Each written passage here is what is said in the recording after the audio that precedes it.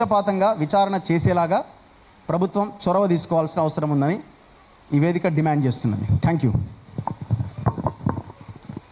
ఒకటే చిన్న కిట్కు అంతే సర్టిఫికేట్ పంపించాలి. విద్యాశాఖ మంత్రి, చదువుల మంత్రి రేవంత్ రెడ్డి తీసుకోవాల్సిన వీళ్ళు తీసుకుపోయి పోలీసు వాళ్ళకి ఇవ్వాలి. పోలీస్ మంత్రి కూడా రేవంత్ రెడ్డి, రాష్ట్రానికి ముఖ్యమంత్రి రేవంత్ రెడ్డి.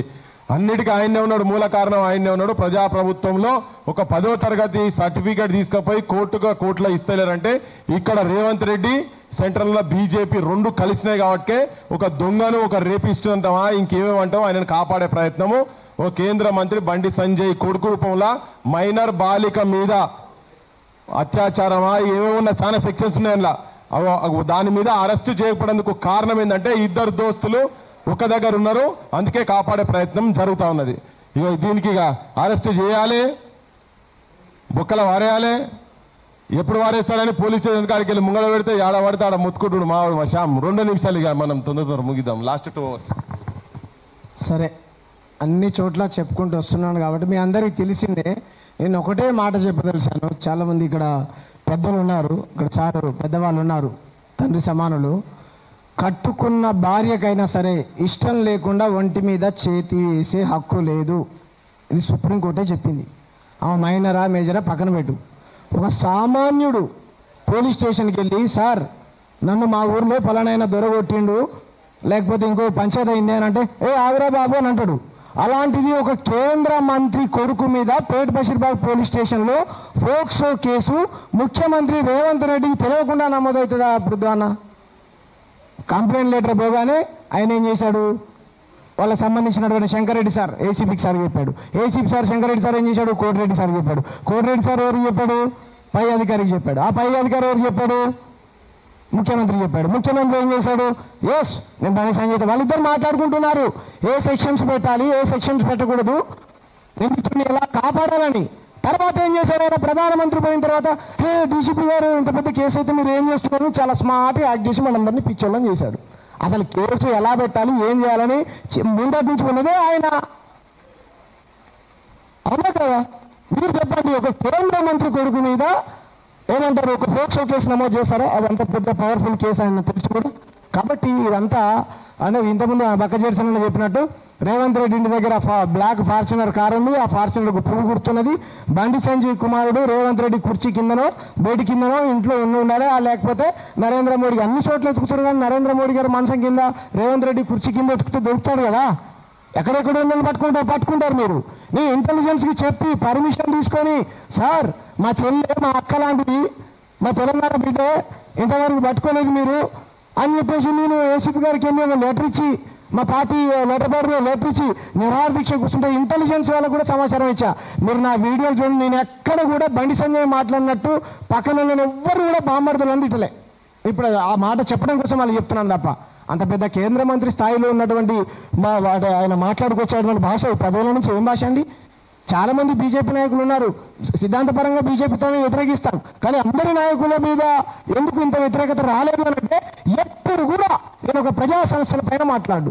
హిందూ ముస్లిం అది కూలుద్దాం ఇది కడదాం, అందరూ స్టూడెంట్స్ అందరూ విద్యార్థులు అందరూ కాలేజీలు స్కూళ్ళు బంద్ చేయాలి, మమ్మల్ని అధికారాలను తీసుకోవడం కోసం మీరందరూ పనిచేయాలి అనేటువంటి తరహాలో మాట్లాడతాడు. విద్యార్థులను రెచ్చగొడతాడు పక్క మతం వాళ్ళ మీదికి. కాబట్టి నువ్వు ఏదో చేయబోయాలని అనుకున్నావు, ముఖ్యమంత్రి అవుతావు, ఆ బీసీ నాయకులు. మరి ఆ బంగారు తల్లి ఎవరు అనుకున్నావు, ఏమన్నా పక్క దేశం అవునా? ఆమె కూడా బీసీ మహిళనే. మరి బీసీ సంఘాలు ఎవరి పక్కన ఉండాలి, మహిళ పక్కన ఉండాలి, బాధితుల పక్కన ఉండాలి. ఈరోజు బీసీ ప్రధాని నేను చెప్పుకున్నటువంటి ప్రధానమంత్రి గారు పార్లమెంట్లో ఈ అంశం గురించి మాట్లాడతారా? మన బీసీ ప్రధానమంత్రి అన్న ఇంకెక్కడిదన్నా బీసీ ఉద్యమము అనేటువంటి వ్యక్తులు ఎవరైతున్నారో మరి మన ప్రధానమంత్రి ఫోక్సో కేసు నమోదైన కేంద్ర మంత్రి మీద పార్లమెంట్లో మాట్లాడతారా? బీసీ నాయకులు మాట్లాడతారా? కాంగ్రెస్ మంత్రులు మాట్లాడతారా? ఎంఐఎం టీఆర్ఎస్ కంటే మంత్రులు అనుకో బీజేపీ మాట్లాడతారు, ఎంఐఎం నాయకుడు అని మాట్లాడతారా? మీరంతా దొంగలు. పెద్దోనికి చట్టం చుట్టమైపోయింది, పేదోనికి వర్తించే చట్టం. అందరినీ మేనేజ్ చేస్తూ ఉన్నారు. నాకు తెలిసి సుప్రీంకోర్టు జడ్జి యశ్వంత్ వర్మ అనేట ఆయన ఢిల్లీలో 150 కోట్లు తీసుకుంటూ 500 నోట్లు బయటపడ్డాయండి. మీరు బెయిల్ రాదనంటే ఇప్పుడు ఆయన కోసం ఫోక్సో కేసును మళ్ళీ బిల్లు పెట్టి చర్చించి ఆ కేసును తీసేయాలి. బండి సంజయ్ కొడుకు సపరేట్గా ఆయన కోసం, ఆయనకు మాత్రం సపరేట్ రాజ్యాంగం ఉన్నది అంతే అనుకోవాలి కదా. కాబట్టి రేవంత్ రెడ్డి బండి సంజయ్ వీళ్ళందరూ కలిసి వీళ్ళందరూ కలిసి నిందితుడిని కాపాడేటువంటి ప్రయత్నం చేస్తూ ఉన్నారు. ఈ స్థాయి దాకా వచ్చానంటే నా వెనకాల 8 మంది ఉన్నారని చెప్తా ఉన్నాడంట. 8 మంది ఉన్నారు. మరి ఆ 8 మంది ఏం చేస్తారో ఏమో తెలియదు. బంధువుల స్వామిలు ఇంటి మీదకి పోయారు. కౌశిక్ నేను ఏమంటున్నానంటే ఎందుకు ఈ పరిస్థితి డెమోక్రసీలో బక్క జడ్సన్ అని చెప్పినట్టు బక్క జడ్సన్ అన్న ఇంత ఘనం అరే ఎవరో అంటాడు ఎందుకు ఆవేదన అంతే తప్ప ఎవరింటి మీదకి పోయినా ఎవరైనా గొట్టంగా చూసారా? అరే డెమోక్రాటిక్ పద్ధతిలో అవతలడు భాష నచ్చకపోతే నువ్వు క్రిటిసైజ్ చేయి, ఇంకో వీడియో చేయి, కేసు పెట్టు. అంతేగాని దుర్మార్గమైనటువంటి కల్చర్ తెలంగాణలో పెంచిపోసేది ఎవరు? 10 ఏళ్ళ నుంచి బండి సంజయ్ మీ రాగా బైరు నరేష్ ఆయన నాస్తికుడు అని దేవుడు నమ్మడు. శివాజీ మహారాజ్ విగ్రహం ఓపెన్ చేస్తూ కరీంనగర్లో బైరు నరేష్ కనబడతాడు చంపేయమని చెప్పాడన్న వీడియోలో ఉన్నాయి మీరు చూడండి. కేంద్ర మంత్రి స్థాయిలో ఉన్నటువంటి వ్యక్తి ఒక మనిషిని చంపేయమని చెప్తాడా అండి? ఎంత దుర్మార్గం! బాంధువులు సామాను ఆయన మంత్రాలు అర్థం కావట్లే అన్నాడు. ఆయన నచ్చకపోవచ్చు మనం ఆయన ఇంటి మీదకి నువ్వు చిన్నపిల్లలు లేదు చూడకుండా కర్రలు నీ గుండాలు తీసుకొని పోయి చంపేస్తారా? కౌశిక్ రెడ్డి పిచ్చోడు మాట్లాడడం రాదనుకో నువ్వేం చేయాలి? నువ్వు కూడా పిచ్చోనే కదా, అదే భాషలో సమాధానం చెప్పు. చచ్చిపోతే నువ్వు చచ్చిపోయినా మీరు జీతం మా ప్రజాప్రతినిధులు కదా, నిన్ను చూసి కింద ఉన్నటువంటి కార్యకర్తలే కానీ తెలంగాణ సమాజమే కానీ ఏం నేర్చుకోవాలి? నేను ఎవరింటి మీదకి దాడి పోలేదే. అందుకే గాంధీ మార్గంలో నిరాహార దీక్ష కూర్చుంటే పొద్దున పోలీసులు టవల్ కూడా కట్టుకోలే. నేను పొద్దునే సార్ ఏమంటారు టవల్ కట్టుకున్నా. అప్పుడే మార్వాడని దోపిడీ చేస్తున్నా మా రాష్ట్రాన్ని అంటేనేమో నేను సార్ షార్ట్ వేసుకొని వస్తారంటే జిప్ కూడా పెట్టుకొని తీసుకొని జిప్ కూడా పెట్టుకోవాలి తీసుకొని పోయారు. తర్వాత స్నానం చేస్తుంటే టవల్ వేసుకున్నారు బట్టలతో తీసుకొని పోయారు. సురారం పోలీస్ స్టేషన్కే అన్నారు. సరే సార్ ఇదేంటి సార్ నేను చెప్పాను కదా అంటే సురారం పోలీస్ స్టేషన్ తీసుకుని ఇక్కడ శేఖర్ అని తమ్ముడు నాడు జర్నలిస్టు తమ్ముడు నన్ను అరెస్ట్ చేశారు తమ్ముడు అంటే ఏమైనా చేస్తున్నారా అన్నానంటే ఏం చేయట్లేదు తమ్ముడు నేను చాలా భద్రంగా పోలీస్ స్టేషన్లో ఉన్నా, కాకపోతే నువ్వు రా తమ్ముడు దండ తీసుకుని ఇక్కడనే దీక్ష చేస్తా అన్నా.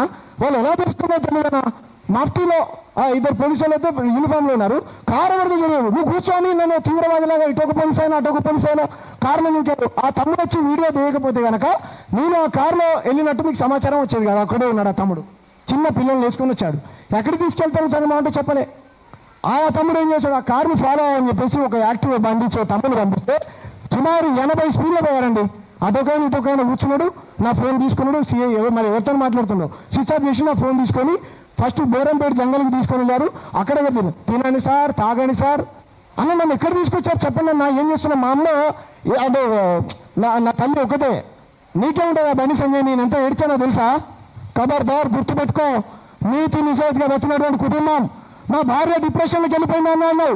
నా పిల్లల కోసం నా ఇంటి మీదకి నువ్వు రేవంత్ రెడ్డి కలిసి దోపిడీ చేస్తున్నారని తెలంగాణ సమాజం మొత్తం కోడలు చూస్తే అర్ధరాత్రి 2 గంటలకు పోలీసులు పంపించినప్పుడు మా అమ్మ మా చెల్లి ఎంత ఏడవాలే? నీకు చట్టం చుట్టమా? నీ కొడుకును కాపాడడం కోసం ఇప్పుడు చట్టాన్ని సవరించాలా? నోటీసులు పంపించాలా? మాలాంటి వాళ్ళ ఇంటి మీదకి అర్ధరాత్రులు వస్తారా? మీరు పోలీసులు బీజేపీ కార్యకర్తలా పనిచేస్తున్నారు. పోలీసు వ్యవస్థ పట్ల నాకు గౌరవం ఉన్నది. నాకు మాత్రం వర్తిస్తాయి చట్టాలు. వాడేమైనా సంఘ సంస్కర్తనా? మహాత్మా గాంధీ, జ్యోతిరావు పూలేనా, బాబాసాహెబ్ అంబేద్కరా, తెలంగాణ ఉద్యమకారుడా, లేకపోతే ఇక్కడ కూర్చున్నటువంటి వ్యక్తులాగా సామాజిక కార్యకర్త మొత్తం 10 సంవత్సరాల పైన మాట్లాడే వ్యక్తి ఫుల్గా సిగరెట్లు గాంజాయి లేకుండా రోజుకొక విద్యార్థులు కొట్టే వ్యక్తి కోసం ఇన్ని సమ్మెలు ఇన్ని ధర్నాలు చేయాలా? ఇది ప్రజాస్వామ్యమా? చెప్పండి సార్. పెద్దలు డెమోక్రసీ అనబడతారా సార్? పెద్దడికో చట్టం పేదడికో చట్టమా సార్? అందుకే కదా సార్ మా అయ్య చచ్చిపోయింది. మీరే చెప్తారు అన్డెమోక్రాటిక్ పద్ధతిలో చేయకుండా డెమోక్రాటిక్ పద్ధతిలో చేస్తుంటే ఎందుకు తీసుకెళ్ళావు? నన్ను భయభ్రాంతిలో గురి చేశావు. నేను తిరిగేయాలనుకుంటే నా ఇంట్లో లేదా? ఆ చెల్లికి న్యాయం జరగాలని కదా నేను నిరాహార దీక్షలో కూర్చుంది. నా దీక్షని భగ్నం చేసింది కాకుండా ఎటువంటి సమాచారాన్ని చెప్పుకుంటే సార్ మా వల్ల కనీసం సాయంత్రం 8 గంటల వరకు నాకు నేను ఎక్కడ ఉన్నానో కూడా తెలియదు. తర్వాత ప్లీజ్ సార్ మాకు కోఆపరేట్ చేయాలన్నారు. పోలీసులు నన్ను ఏమనలే. కాకపోతే ఎంత టెన్షన్ పడి ఉంటారు మా అమ్మ వాళ్ళు.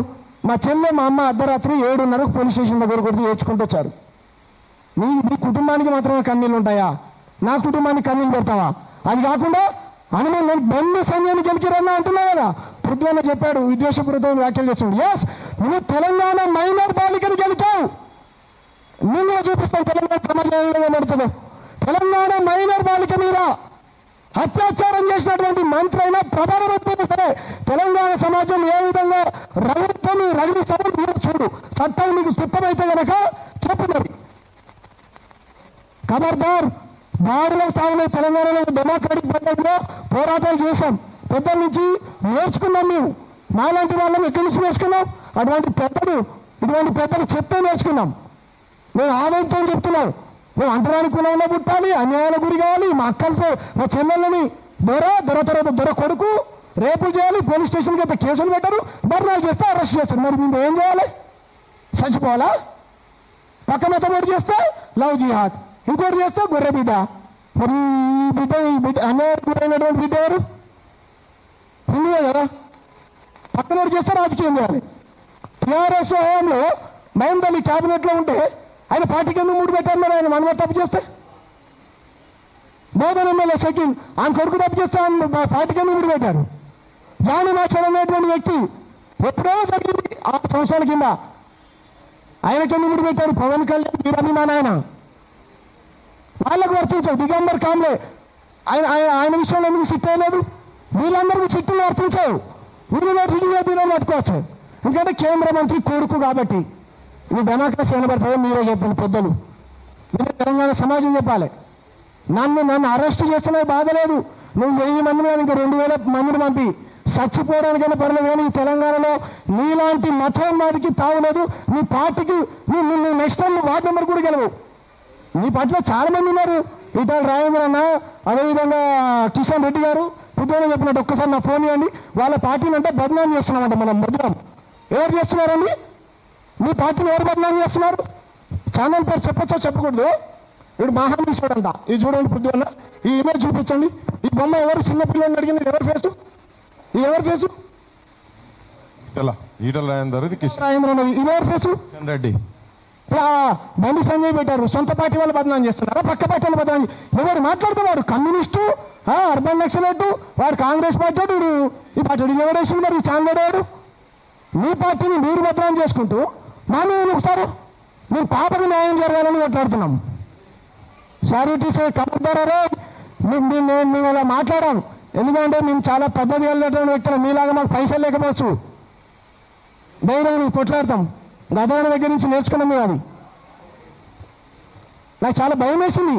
ఎమ్మటే పొద్దున్న ఫోన్ చేసి ఎక్కడున్నా తమ్ముడు అని అడిగాడు. పాషమన్న, నిన్న రాత్రి పాషమన్న, జయరాజన్న, నిజంగా చెప్పాలంటేనా తెలంగాణలో మీనట్టు పసమిడి చచ్చిపోయింది. తెలంగాణలో ఉన్నటువంటి జర్నలిస్టు డిజిటల్ మీడియా లేకపోతే నేను చచ్చిపోయేటోని, సోషల్ మీడియా లేకపోతే నేను చంపిస్తాను. ఎక్కడ శ్యామ్ నేను కాపాడింది మీరే. నాకు భయం అనిపించలే. అరే సార్ మేము ఇన్ఫార్మ్ చేసుకుంటాం సార్ అని చెప్పా. మా అమ్మ రైతు అంతా నైట్ మొత్తం ఏడ్చింది. చచ్చిపోతే ఇంకో మా తమ్ముడు ఉన్నాడు. ఖబర్దార్, డెమోక్రాటిక్ పద్ధతిలో చర్చలు చేయి. చర్చల ద్వారా ఓడించు, సంపడం ద్వారా ఓడించడం. దేశంలో మీరు చర్చల ద్వారా జయించండి. దేమైనా చంపడం ద్వారా జయిస్తారా? ఇది కరెక్ట్ కాదు. కాబట్టి ప్రజలన్నీ గమనిస్తూ ఉన్నారు. తస్మాత్ జాగ్రత్త. బండి సంజయ్ కుమారుని ఇక్కడ పెట్టినట్టు క్రాంతిదళ్ ఏ పోరాటానికి పిలుపునిచ్చినా మేము ముందటుంటాం. క్రాంతన్న మీరు ముందు పడండి. మీ దగ్గర నుంచి మేము నేర్చుకునే వాళ్ళం. బండి సంజయ్ పార్టీ నుంచి బర్తరఫ్ చేయాల్సిందే. కేంద్ర మంత్రి పదవికి బండి సంజయ్ రాజీనామా చేయాల్సిందే. బండి సంజయ్ కుమారుడు ఎక్కడున్నా సరే పోలీసులు పట్టుకోవాల్సిందే. లేదంటే కనుక పోలీస్ వ్యవస్థ ఫెయిల్ అయిపోయినట్టే. రాష్ట్ర ముఖ్యమంత్రి ఈయన బండి సంజయ్ కన్సర్న్లో పనిచేస్తున్నట్టు స్పష్టంగా మనం అర్థం చేసుకోవాలి. బీఆర్ఎస్ వాళ్ళు వాళ్ళకి అవకాశంగా వాడుకుంటా ఉన్నారు. మీ హయాంలో కూడా జరిగినాయి. మీరేం సత్యపురుషులు కాదు. మీ హయాంలో కూడా జరిగినాయి. కాబట్టి పాప తరపున మాట్లాడండి, బాధితురాల తరపున మాట్లాడండి. రాజకీయం వద్దు. లేకపోతే మీరు రాజకీయం చేయాలనుకుంటే అందరి విషయాల్లో అలాగే స్పందించండి. Thank you. జై భీమ్, జై భారత్. పాపకు న్యాయం జరిగేంత వరకు పోరాటం చేస్తాం. జై తెలంగాణ. బరాబర్ చేద్దాం శ్యామ్. ఇప్పుడు ప్రొఫెసర్ గొల్ల రమేష్ గారు 2 నిమిషాలు. అందరికీ